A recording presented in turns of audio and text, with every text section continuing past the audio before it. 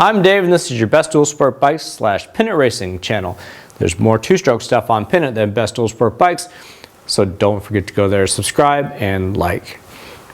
And I feel dumb saying that, like everybody says that, but I get it. It helps things grow, so please do that. Now, Hong Kong Phooey. I like Hong Kong Phooey. I know I like to wear little cartoon shirts, but I like those cartoons. They take me back to happy times when I was a kid. Okay, we did the first video on issues with the TBI bikes. At this point, I think the best thing to do is to understand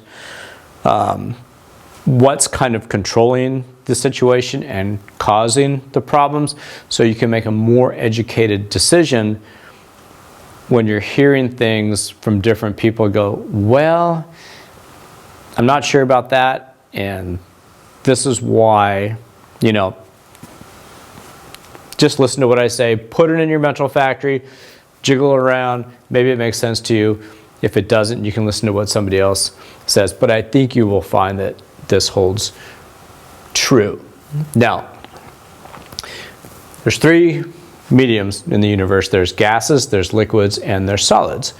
Solid is, of course, your cylinder, your piston, your combustion chamber. Liquids would, of course, be the gasoline that's in the engine, of course, water, diesel fuel, spit, orange juice, liquids. And then gases would be, and an easy way to dictate gases is kind of things you can't see. Air, nitrogen, propane, that kind of stuff.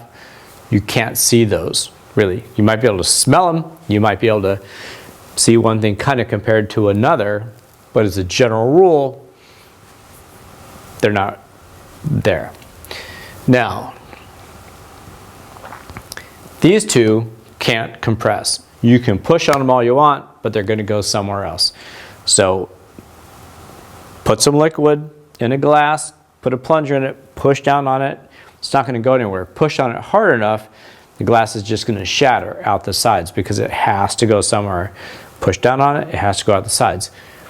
Take a piece of aluminum, hit it with a hammer. Remember when I smashed that piston with that hammer and these two little chunks flew off? Even take a solid piece, hit it with a hammer. It's going to might make a nice dent in it, but if it makes a nice dent, it's going to come off to the side, right? You can't compress it without it going somewhere. The gases, like oxygen, you can. And this dude Boyle, he figured out quite a while ago that the pressure of the gas is inversely proportional to the volume, which means if the volume got cut in half, the pressure would double. So here, when your piston's going up, solid can't compress. Solid can't compress, so it's going to hold everything in place. Solid can't compress. As the piston comes up past the exhaust port and there's nowhere else for that pressure to go, it's going to just get tighter, tighter, tighter, and tighter. Because it is a gas, it will allow you to do that. And as the volume gets cut in half, that pressure doubled.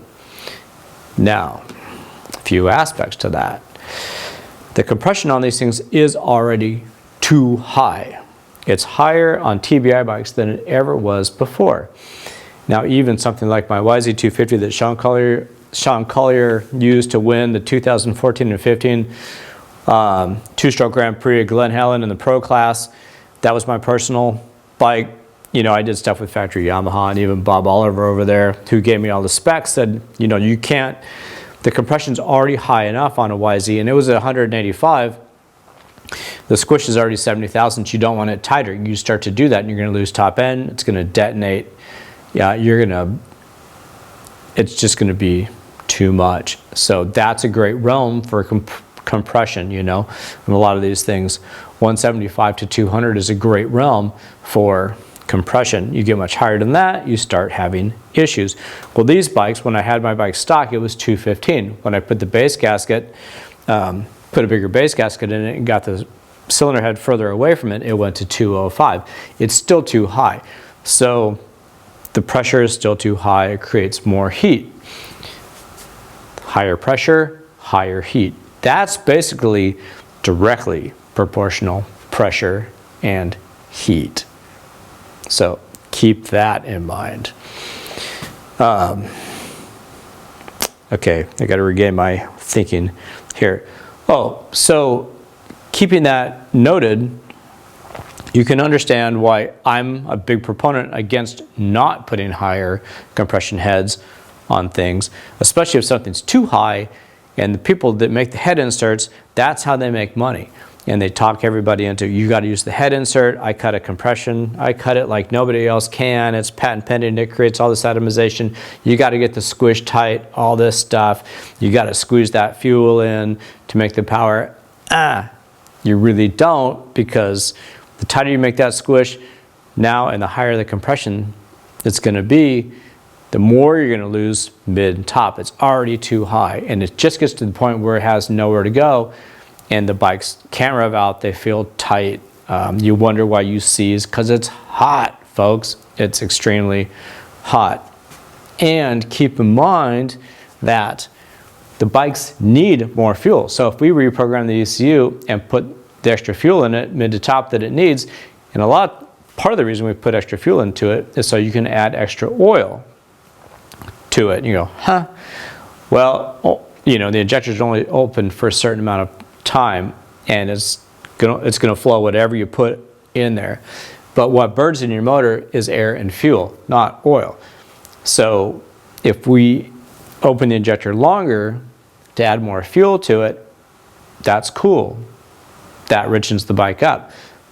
But if the bike's running at 60 to 1 and you add more oil to it, now that's running at 40 to 1, you've replaced that you've replaced that fuel with oil. You've leaned the bike up because you've lowered the amount of fuel that's going through it. It's simple to understand once you figure it out. But yeah, that's how things are working. So we're basing everything off of a stock head not wanting higher compression. Well, what happens? What did we just talk about? Fuel doesn't compress.